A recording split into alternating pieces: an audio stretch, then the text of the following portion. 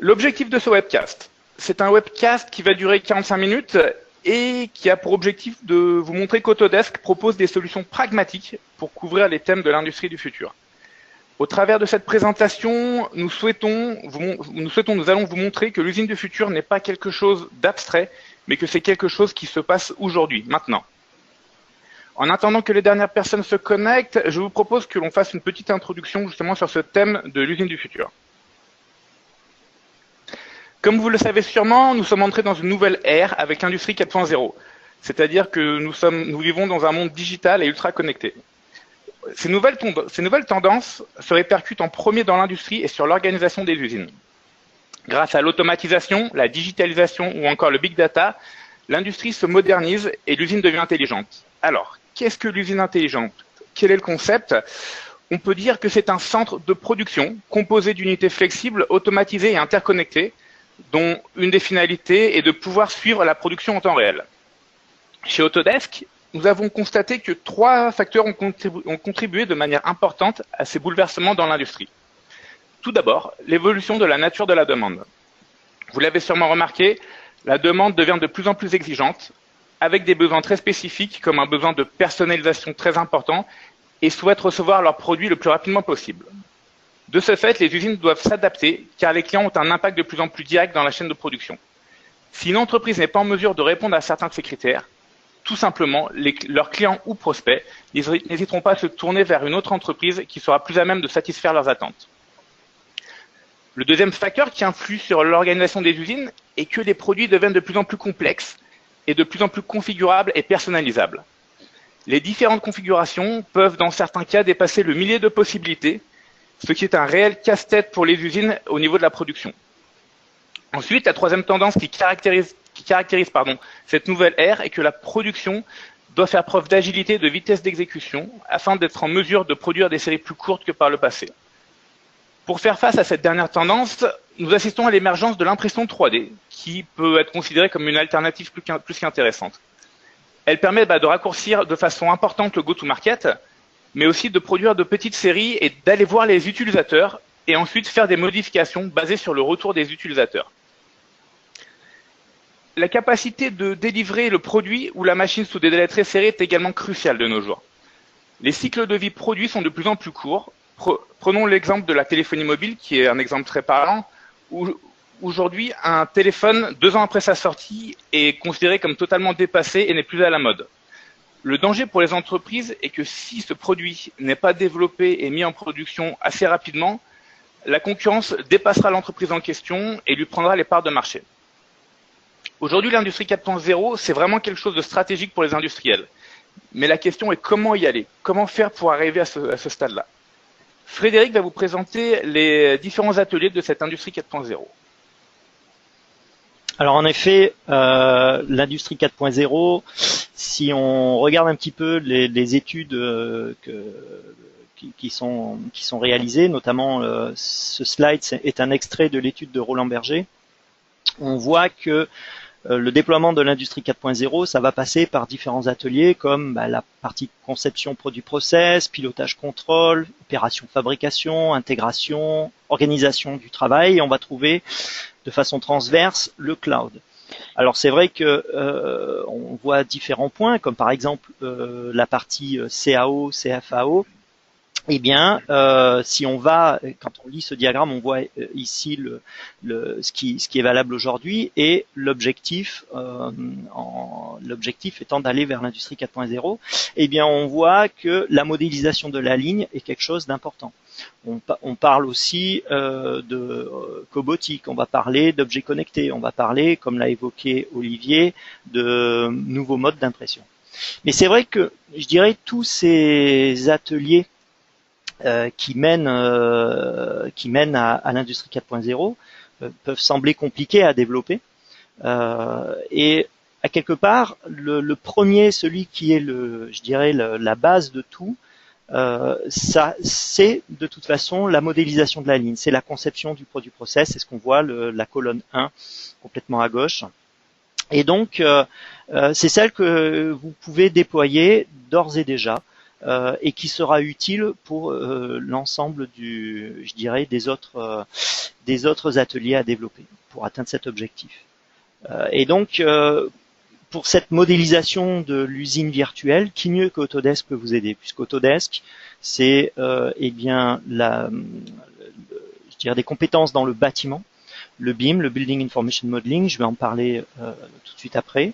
C'est la modélisation des lignes de production, donc la partie ce que nous on appelle Design and Manufacturing, et c'est aussi la partie virtuelle, la partie Entertainment qui va aider à mieux expérimenter une usine. Donc vraiment, Autodesk va vous permettre, eh bien, dès aujourd'hui, de mettre en place la base qui va vous amener à aller vers l'industrie 4.0, c'est-à-dire la digitalisation des usines. Alors, durant cette présentation, on va balayer en 3 points comment Autodesk peut vous aider d'ores et déjà à aller vers l'industrie 4.0. On parlera bien entendu de comment digitaliser une usine, ce sera le premier point. Et puis, une fois qu'on a cette usine digitale, qu'est-ce qu'on peut en faire? Comment on peut simuler un certain nombre de choses avec cette usine digitale? Et le dernier point abordera la partie expérimentation sur la base d'une usine virtuelle. Alors, je vais repasser la main à Olivier, qui va vous présenter déjà une introduction sur la partie digitalisation des usines. Alors, pour faire suite à ce que vient de dire Frédéric, on parle d'aller vers la maquette numérique, mais avant, nous allons essayer de comprendre quels sont les objectifs actuels. Avant qu'une usine puisse être mise en service, il y a plusieurs étapes consommatrices de temps et de ressources. Les étapes ressemblent généralement à celle-ci. Au début, on commence par dessiner et designer l'usine que l'on souhaite réaliser, puis on passe par différentes phases de validation des plans, puis on passe à la mise en place des process et des machines, et ensuite seulement l'usine va commencer à produire. De toutes ces phases, c'est uniquement à partir de la dernière phase que l'entreprise va commencer à générer des revenus. Une fois l'usine opérationnelle, les usines auront de nouveaux objectifs. Il y en a pas mal, comme ceux énoncés sur le slide. On peut en aborder quelques-uns. On peut parler bien évidemment de réduction des coûts via l'optimisation de la mise en service. Sachant que l'ensemble des phases de la mise en service consomme beaucoup de temps, il est donc vital d'être en mesure de les exécuter rapidement et d'anticiper en amont les problèmes liés à l'agencement.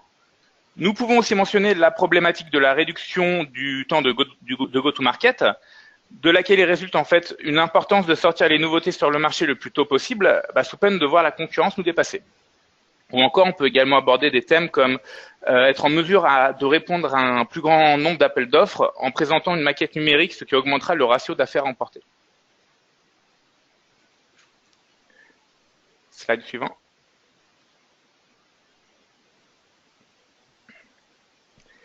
Alors, dans cette partie, nous allons étudier quels sont les challenges liés à la 2D. La 2D qui, malgré certains challenges, apporte une certaine rapidité, une certaine flexibilité, un format d'échange DWG, mais également un certain confort.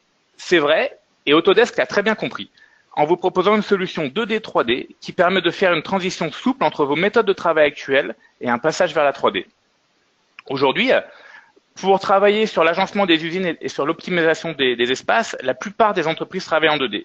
C'est pas uniquement nous qui le disons, c'est plusieurs études qui ont été menées et on a des résultats entre 85% et 90% des personnes aujourd'hui utilisent AutoCAD pour la mise en place de l'usine et l'implantation des machines. Ce qui était une méthode viable par le passé, mais qui n'est plus trop aujourd'hui. La pression des marchés de la concurrence demande aux usines d'être opérationnelles le plus vite possible. Or, en restant avec une méthode de travail 2D, de toute évidence, vous allez ralentir votre vitesse d'exécution. Les problèmes liés à la 2D sont nombreux. Alors, on en a énuméré quelques-uns sur le slide suivant. Donc, vous avez des difficultés à voir ou à montrer certains problèmes. Les plans sont souvent difficiles à comprendre pour vos clients. Alors, comme on le sait, la 2D ne permet pas d'avoir une vue globale du site et ne permet pas de visualiser certains problèmes.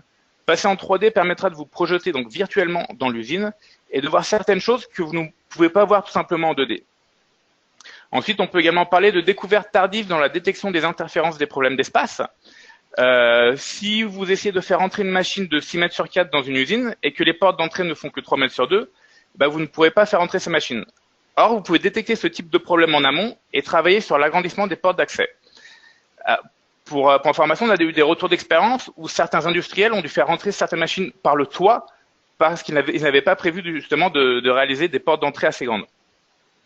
On peut également parler de perte de temps à créer et de mettre à jour des plans 2D, mais aussi on peut également parler de comme quoi aujourd'hui montrer un dessin en 2D, ça ne fait plus très bonne impression et ça fait également baisser le taux d'affaires remporté. De plus en plus d'entreprises aujourd'hui refusent de considérer des réponses aux appels d'offres avec un dossier monté en 2D. Après avoir vu les objectifs et les différents challenges liés à l'industrie du futur, Frédéric va vous expliquer comment digitaliser une usine sur des projets Greenfield et Brownfield. Oui, en effet, il y a deux types de projets qu'on peut aborder. Donc les projets Greenfield, ce sont des projets neufs. Donc on part de zéro, on va construire un bâtiment et on va l'équiper de toute la ligne de production. Et les projets Brownfield, ce sont plutôt des projets de rénovation. Et c'est vrai qu'on a peut-être plus en France ce type de projet aussi, hein, des projets de revamping, de rétrofit d'usines. Alors, si on parle d'un projet Greenfield, eh bien, on va parler à la fois de bâtiments et à la fois de lignes de production.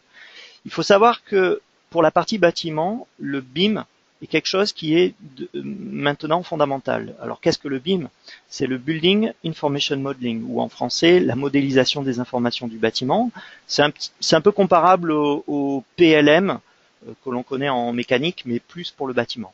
Donc on voit ici sur le slide, on voit qu'effectivement, au centre de ce Building Information Modeling, c'est-à-dire un modèle auquel on va associer des informations, on a un bon nombre d'acteurs qui vont collaborer. Donc si on prend un architecte qui a un projet, il va mettre en place un poteau, un mur, enfin il va créer son bâtiment, et puis il va transmettre ce bâtiment à l'ingénieur structure qui va réutiliser ces données pour calculer la résistance du bâtiment. Et si par exemple il se rend compte qu'un poteau doit changer de dimension, il doit augmenter, il va ainsi collaborer toujours sur la base de cette même maquette avec l'architecte pour que l'architecte valide cette modification, que ça rentre bien dans ce qu'il souhaite faire, et etc. Donc ça veut dire que la donnée, elle est rentrée une seule fois et elle est utilisée par tous les acteurs du bâtiment.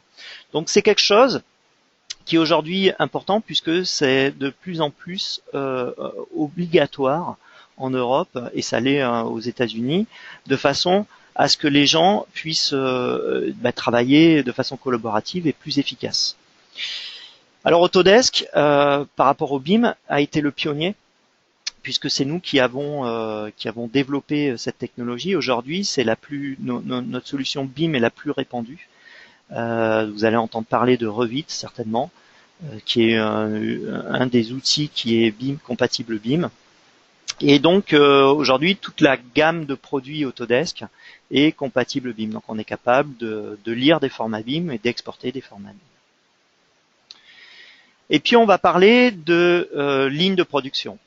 Alors la ligne de production, comme on peut le voir sur ce slide, ça peut être très vite compliqué.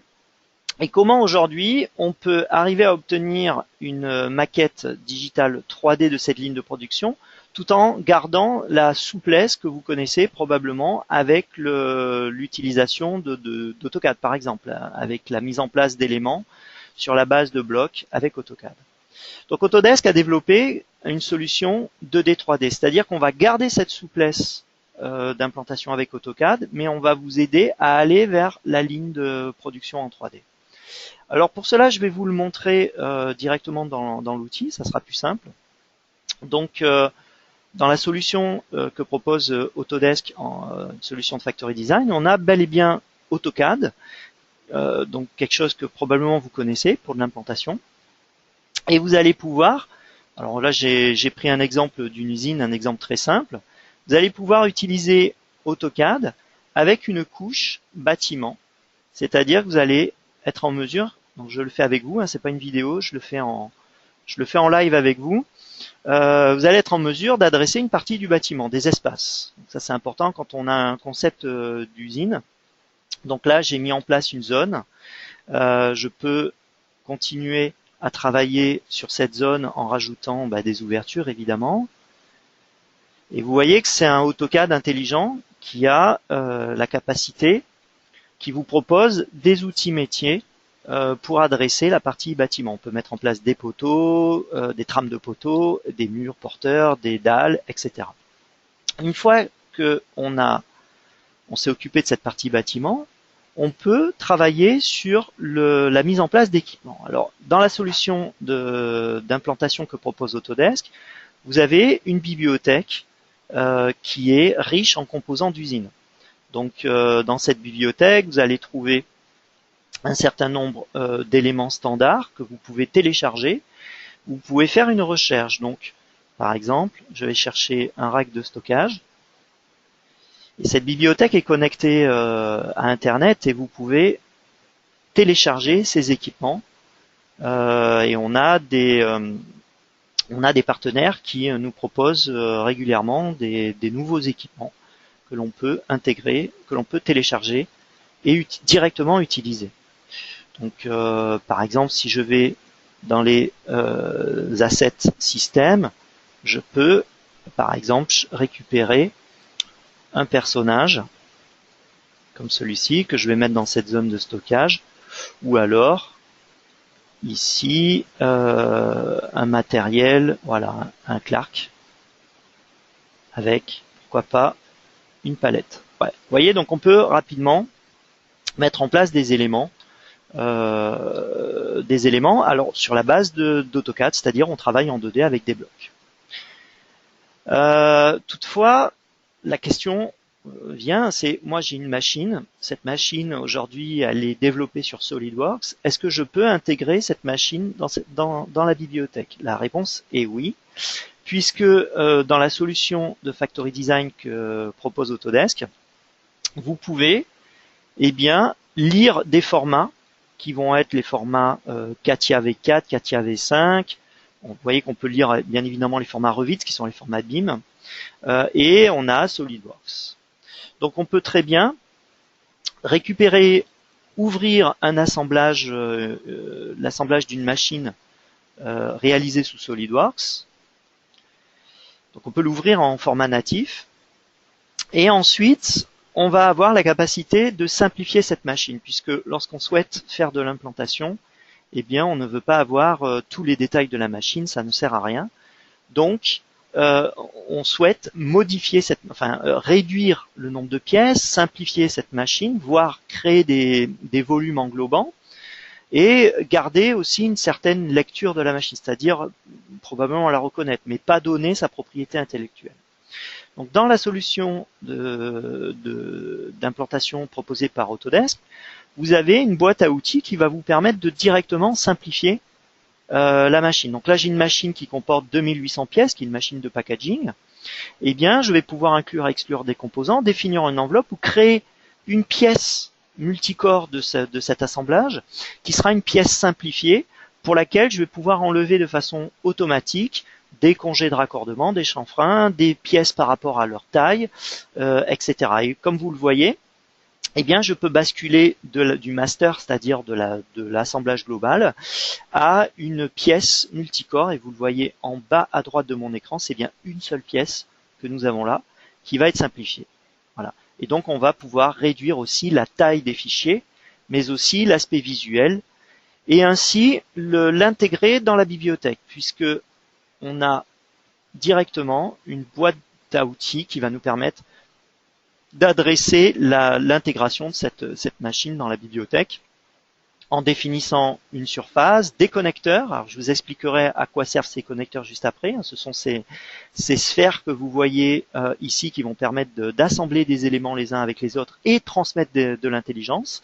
On peut définir des propriétés d'assets, c'est-à-dire aussi des propriétés de flux, de propriétés machine, créer un certain nombre de variantes et publier cet asset soit en local, soit sur un serveur, soit sur votre système de gestion de données techniques, voire même cloud, si vous souhaitez que des équipes, des commerciaux qui ne sont pas donc forcément connectés à votre serveur, puissent récupérer ces machines facilement via Internet.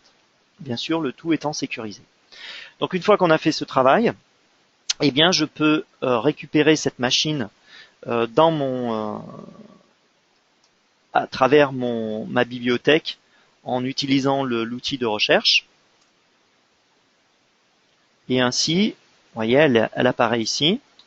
Et la glisser-déposer dans mon implantation. J'ai un prévisuel si je le souhaite. Vous voyez que je peux très facilement prévisualiser la machine en question pour pouvoir l'intégrer.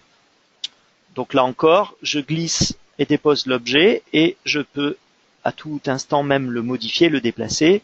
Et je vais continuer d'ailleurs cette implantation en rajoutant ici un rack de support de robot.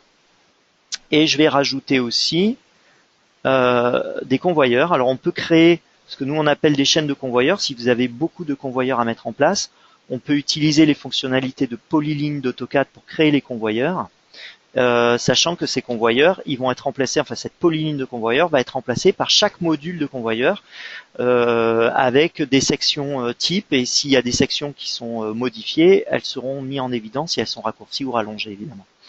Voilà, donc à ce stade, je vous ai parlé de la 2D, donc on garde la flexibilité de la 2D pour faire de l'implantation, mais je vous ai dit que cette technologie va vous permettre de rapidement aller vers la 3D. Comment? Eh bien tout simplement en synchronisant ce que je viens de faire avec l'outil 3D d'implantation d'Autodesk. Donc il va remplacer chaque élément par l'élément 3D, c'est ce qu'il est en train de faire là en ce moment, de façon à me générer le modèle 3D de cette implantation de ligne. Donc on peut voir qu'il travaille notamment, là, ce qui est indiqué à l'écran, c'est qu'il travaille sur la chaîne de convoyeurs, c'est ce qu'il dit, Processing Asset Chain, c'est-à-dire qu'il est en train de diviser toute la polyligne de convoyeurs en différents modules. Il le fait de façon automatique, et on aura la main, bien sûr, manuellement pour créer des modifications. Et en très peu de temps, puisque là je le fais en live avec vous, vous allez voir cette usine en 3D. La voici. Je vais faire un zoom sur les différentes parties que j'ai traitées avec vous. Donc vous voyez, voilà, il y a un petit peu de lag, il faut le temps que ça s'affiche. Donc on voit la zone de stockage qui apparaît ici à l'écran. Et on voit ici je dirais la zone d'emballage que j'ai mise en place avec vous. Alors de la même façon, on peut aussi travailler en 3D, puisque comme vous le voyez à gauche, on a la même bibliothèque qui est disponible, et on peut aller récupérer des éléments pour continuer à implanter cette zone de travail. Donc là, vous voyez que je vais intégrer sur ce châssis, le châssis, ce qu'on appelle un rack d'alimentation des robots.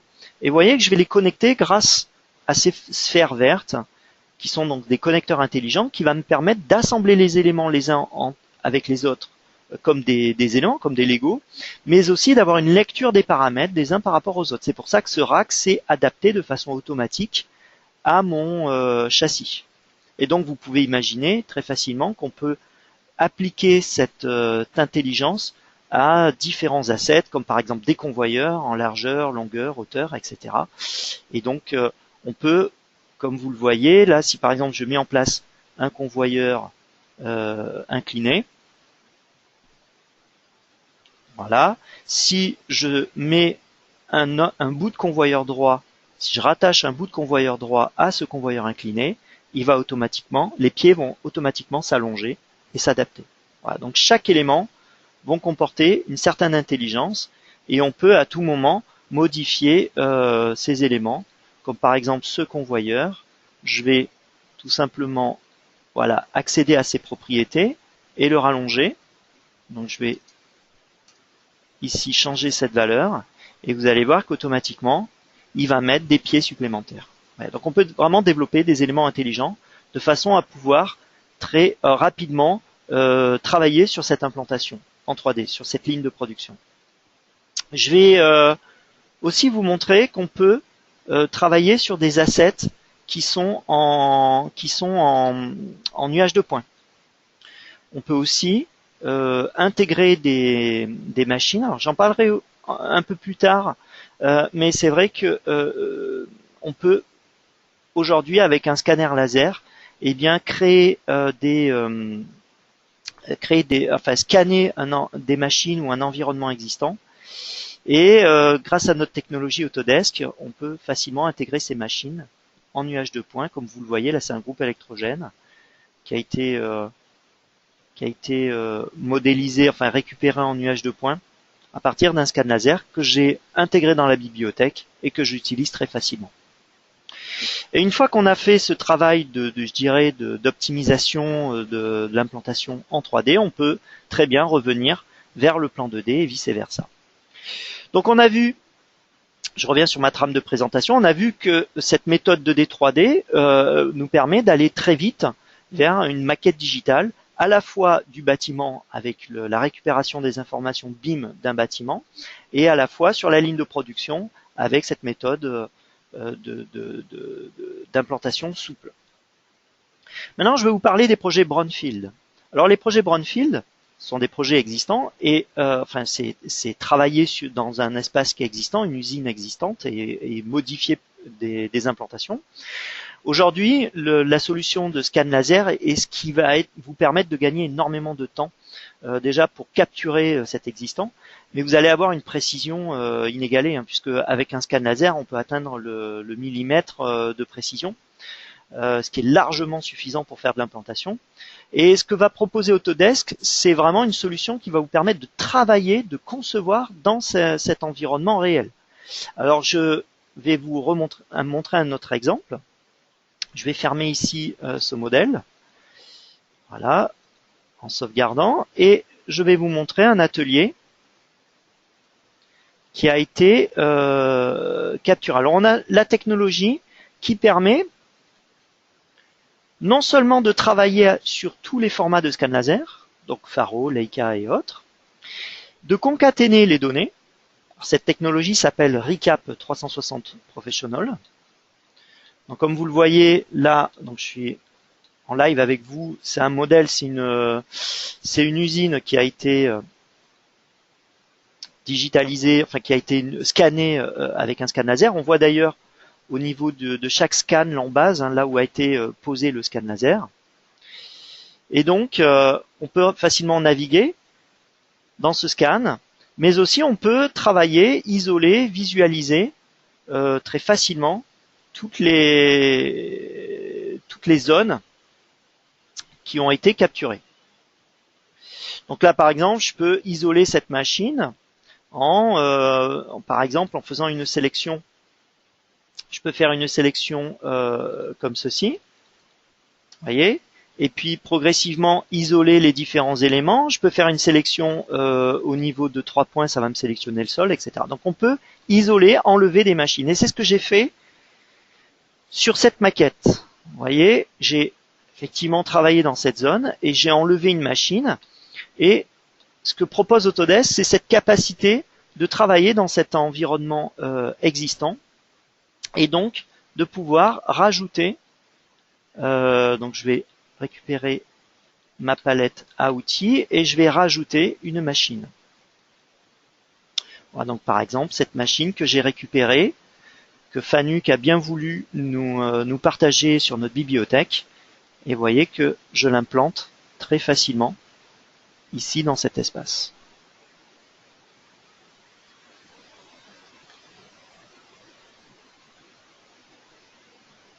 On a aussi la capacité de digitaliser des équipements existants. C'est aussi une demande que des clients nous ont fait. Et c'est vrai que lorsqu'on a scanné une usine, un atelier, il peut être intéressant d'en extraire différents équipements et de les remodéliser en 3D, de façon à pouvoir soit les placer ailleurs, soit avoir vraiment une maquette 3D, pas que nuage de points, mais 3D de cette implantation et donc de ces équipements. Alors cette technologie, je vais vous la montrer. Elle permet de travailler sur donc déjà d'une part les nuages de points, faire une extraction, d'en extraire un mesh. Donc c'est ce que vous voyez ici à l'écran, c'est un mesh que nous avons extrait de ces nuages de points. C'est une technologie tout à fait remarquable qui nous permet d'avoir une définition très propre de tous ces équipements.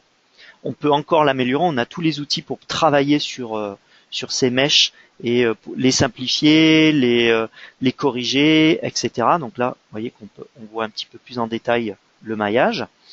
Et lorsqu'on a ce mesh, eh bien, on va être capable très facilement de faire ce que l'on appelle des coupes, des sections à partir de ce mesh.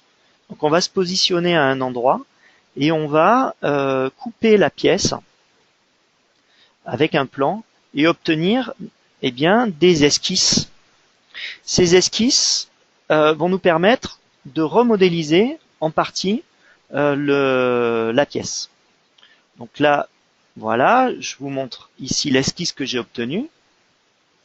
Je vais activer, donc on a bien le sketch qui est ici, je le fais avec vous. On va récupérer un contour de cette esquisse, donc on peut directement récupérer ce contour, comme vous le voyez, tac, ce qui va me créer une esquisse. On peut déterminer des cercles moyens, donc il va moyenner la forme et nous déterminer le centre, ou on peut positionner des lignes. Une fois qu'on a fait ça, eh bien, on peut facilement faire une extrusion de ces esquisses et ainsi construire l'objet. Donc là, vous voyez que si je vous montre une étape plus avancée, donc là, j'ai créé différentes esquisses de mon modèle, notamment au niveau des pipes, hein, pour avoir les centres. Et maintenant, je peux facilement créer, pourquoi pas, un sweep de cette géométrie par rapport à ce pass, ce qui me permet de rapidement obtenir les tubes. Et donc, à la fin, de générer cet équipement que je vais pouvoir ensuite implanter dans mon usine. Donc là, par exemple, cet équipement, il est ici. Je peux le glisser et le déposer directement dans mon implantation. Et donc là, par exemple, il est posé. Allez, je vais simplement le tourner pour vous montrer. Voilà. Et voilà. Donc,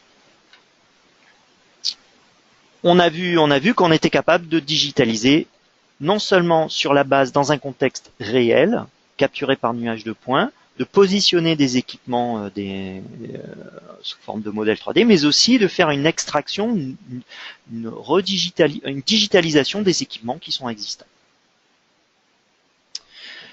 Donc, maintenant qu'on a vu comment, je dirais, créer un modèle, une usine virtuelle, que pouvons-nous faire avec cette usine virtuelle? Alors, il y a de nombreux bénéfices à avoir une usine virtuelle et ces bénéfices vont couvrir l'ensemble du cycle de vie d'une usine.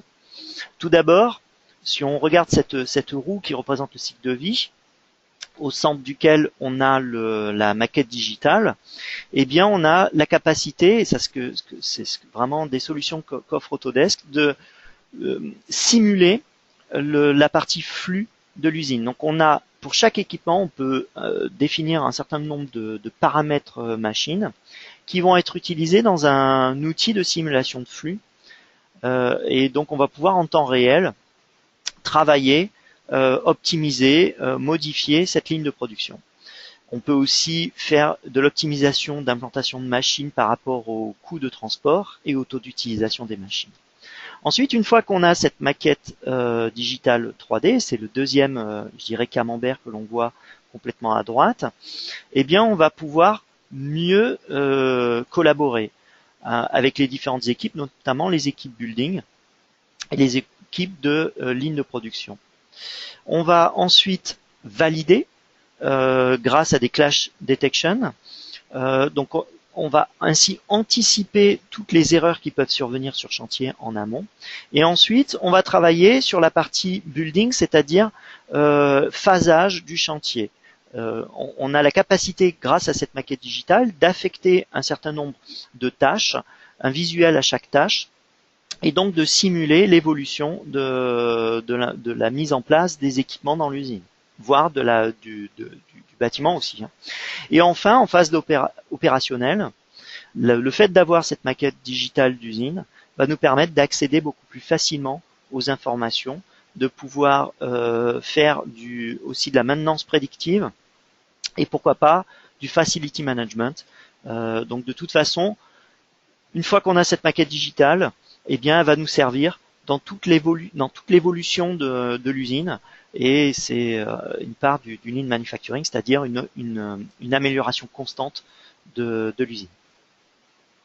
Alors, je vais me focaliser sur quelques points. Le premier point, c'est la réduction des erreurs chantier, et c'est vrai que c'est un point important puisque il coûte très cher lorsque une erreur, comme on le voit sur l'écran, survient sur le chantier. Eh bien, il faut la corriger.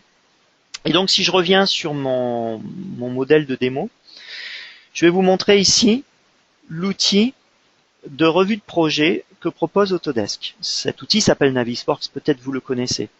Il va nous permettre de concaténer toutes les données en un seul endroit et on peut vraiment concaténer beaucoup de données, puisque là, sur cet exemple, on a 3 usines complètes avec le terrain, avec les bâtiments donc qui sont complètement équipés des lignes de production.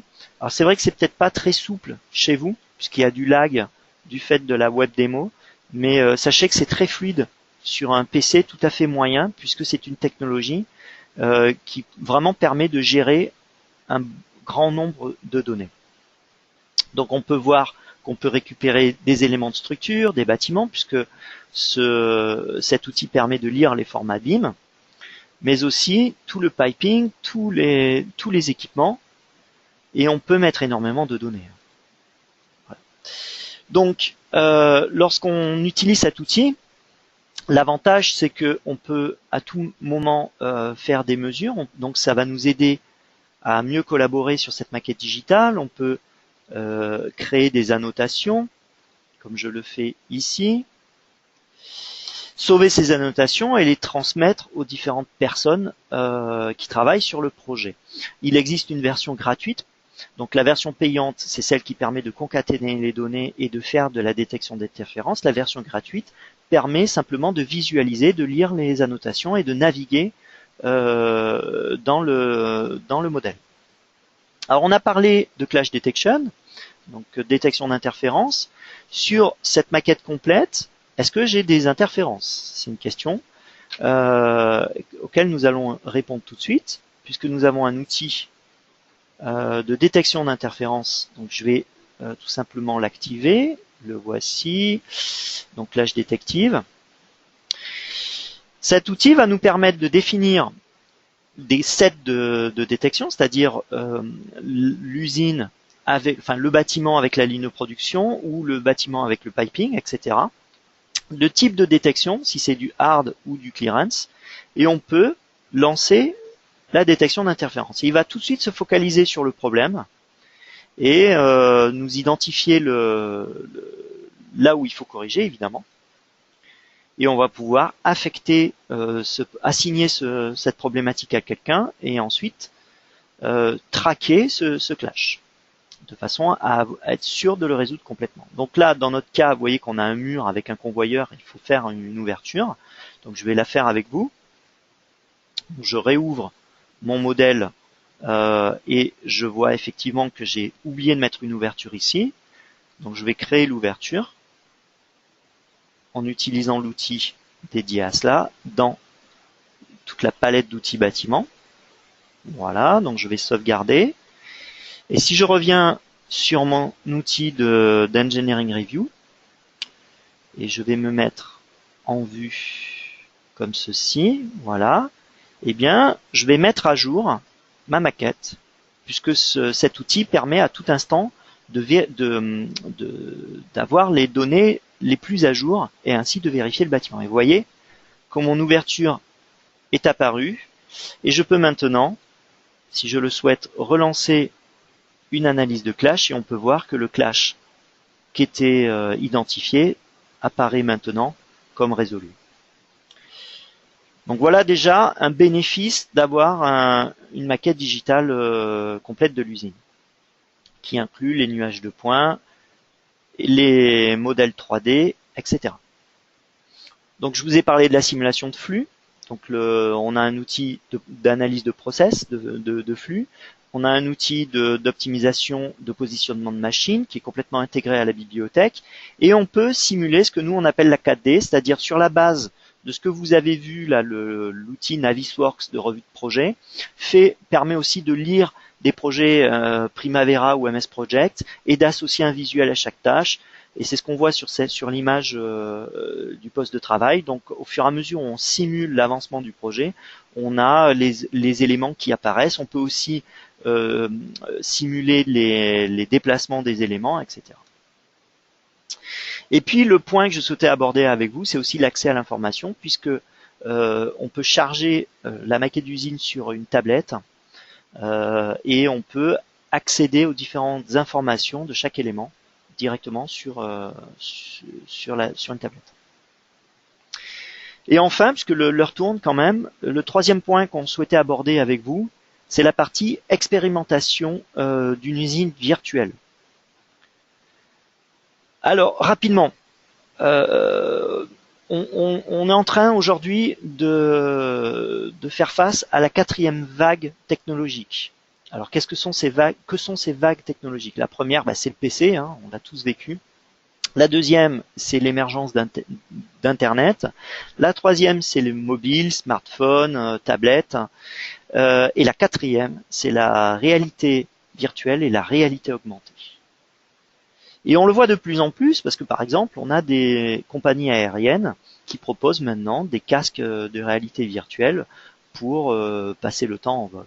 On a aussi, on a vu ça très récemment dans une publication, que des médecins utilisent les casques virtuels pour vacciner les enfants, pour que les enfants puissent se laisser piquer sans rechigner. Alors, Autodesk, grâce à la technologie que l'on a dans le média jeux vidéo, puisqu'on est leader dans ce domaine. Aujourd'hui, tous les films d'animation sont faits avec nos outils, hein, comme par exemple Les Mignons ou Avatar, qui a été fait avec nos équipes canadiennes de motion capture. Donc, on utilise cette technologie pour le milieu industriel et on l'intègre complètement dans nos outils de conception. Donc, on peut vous proposer deux façons d'aborder la réalité virtuelle. Une de façon basique. On peut générer directement des panoramas stéréo 360 à partir de l'outil d'Engineering Review. Donc vous voyez que si par exemple je me mets par rapport à mon modèle, je vais me mettre dans une zone de transitique comme celle-ci et je vais directement demander un rendu à travers le cloud, puisque ces rendus peuvent nécessiter beaucoup de ressources machines, et donc nous on propose de générer ces rendus via le cloud, ce qui vous permet de lancer un rendu et vous pouvez éteindre votre machine, et vous avez la capacité de créer un rendu très haute définition en panorama ou stéréo panorama. Et le résultat est tout à fait bluffant, je vais vous le montrer. Ici, donc je vais tout simplement lire ce lien, puisqu'on peut exporter des liens. Donc ça vous permettrait d'envoyer des liens de rendu panorama stéréo à un client. Et vous voyez qu'il se charge sur un explorateur Windows, l'explorateur Internet, pardon, et vous avez ce type de rendu en panorama stéréo. Alors c'est très fluide sur ma machine. On pourra de toute façon vous transmettre ces liens si vous souhaitez les expérimenter. Ces liens, vous pouvez les lire sur un téléphone. Et donc quand vous mettez votre téléphone à l'horizontale, l'écran est séparé en deux. Vous avez donc c'est en stéréo et vous pouvez le mettre dans un casque donc vous mettez votre téléphone dans ce casque. C'est exactement ce qu'on a vu ici, ce type de casque là. Il y a un peu de lag, ça va venir sur l'image. Voilà le casque que la personne est en train d'utiliser pendant son vol. Vous mettez votre téléphone dedans et vous pouvez être complètement en immersion dans votre usine. Et un casque comme ça vaut une vingtaine d'euros. Donc j'ai un certain nombre de panoramas que je peux vous montrer. Alors, je vais en charger, pourquoi pas un deuxième. Je me remets donc dans Google Chrome par exemple. Je copie le lien et je peux accéder et expérimenter mon usine de façon virtuelle, simplement à partir d'un lien. qu'on me transmet. Alors voilà, il faut simplement le temps qui charge l'image, ça va devenir de plus en plus net. Et maintenant, je peux bouger. Alors c'est des points fixes, mais on peut faire autant de points fixes qu'on le souhaite, et vous voyez qu'on a même la luminosité, on a quelque chose qui est très très propre. Donc ça, c'est pour la méthode basique. Et on peut aller beaucoup plus loin sur la réalité virtuelle, voire la réalité augmentée. Et on a la capacité de travailler avec Oculus ou HTC Vive et de vraiment naviguer complètement dans une usine. Alors ce que vous voyez à l'écran, là, ce sont des images qui ont été faites à partir de notre centre de réalité virtuelle qui se trouve à Munich. En fait, on a développé ce centre pour expérimenter, pour développer, pour montrer notre technologie de réalité virtuelle et augmentée à nos clients. Donc n'hésitez pas, si vous avez des questions par rapport à ça, à vous rapprocher de nous pour qu'on puisse vous inviter à Munich et que vous puissiez tester directement cette réalité virtuelle et toute notre technologie. Alors on a vu ensemble que Autodesk va vous permettre d'aller vers l'industrie 4.0 et ceci dès aujourd'hui grâce à la digitalisation des usines. On a vu comment digitaliser les usines, ça a été le point numéro 1. On a vu comment faire de la simulation autour d'une usine virtuelle. Donc, on a cette maquette, détecter des clashs, faire de la simulation de flux, faire un certain nombre de collaborer autour de cette maquette virtuelle. Et on a vu le troisième point qui était l'expérimentation d'une usine virtuelle à travers la réalité virtuelle, la réalité augmentée.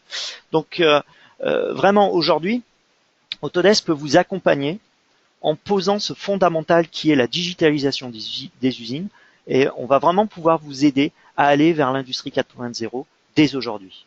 Et si vous souhaitez plus d'informations, si vous souhaitez avoir des choses plus fluides, parce que c'est vrai qu'on était en mode webcast, donc il y a un certain lag, je vous invite à aller sur ma chaîne YouTube. Donc vous tapez Frédéric Saint-Fort, vous allez tomber sur une chaîne il y a un certain nombre de vidéos. Alors je peux vous la montrer ici. Vous allez retrouver notamment une vidéo sur la simplification des machines, sur comment créer, donc on a un petit peu toutes les étapes qui sont décrites, comment créer un composant à partir d'un scan laser. Vous avez une vidéo qui est commentée en français sur la partie Navisworks, donc la maquette digitale, le factory design, comment travailler dans un monde, comment concevoir dans un contexte réel, etc., etc. Donc n'hésitez pas. Vous avez aussi la vidéo sur le centre VR qui est à Munich. C'est une vidéo qui a été faite, par mes collègues, et elle est vraiment très bien. Elle vous montre toute notre technologie. Donc voilà, je préfère que vous alliez sur cette chaîne YouTube et que vous puissiez visualiser directement les vidéos plutôt que vous les passez à travers la webcast et vous n'aurez pas quelque chose de fluide. Très bien, en tout cas, pour ma part, je suis vraiment content d'avoir pu vous faire cette présentation. Olivier, tu as peut-être un petit mot de conclusion? Non, en fait, tout simplement pour conclure, ce qu'on a dit en introduction également, c'est que vraiment l'industrie du futur, c'est vraiment quelque chose qui se passe aujourd'hui, maintenant, et c'est pas quelque chose qui a horizon 2-3 ans. Et quel est le meilleur moyen et surtout le moyen le plus rapide à entrer dans cette nouvelle ère? C'est avec la digitalisation de vos usines et de vos lignes de production. Et pour cela, qui mieux qu'Autodesk pour adresser ces différents challenges?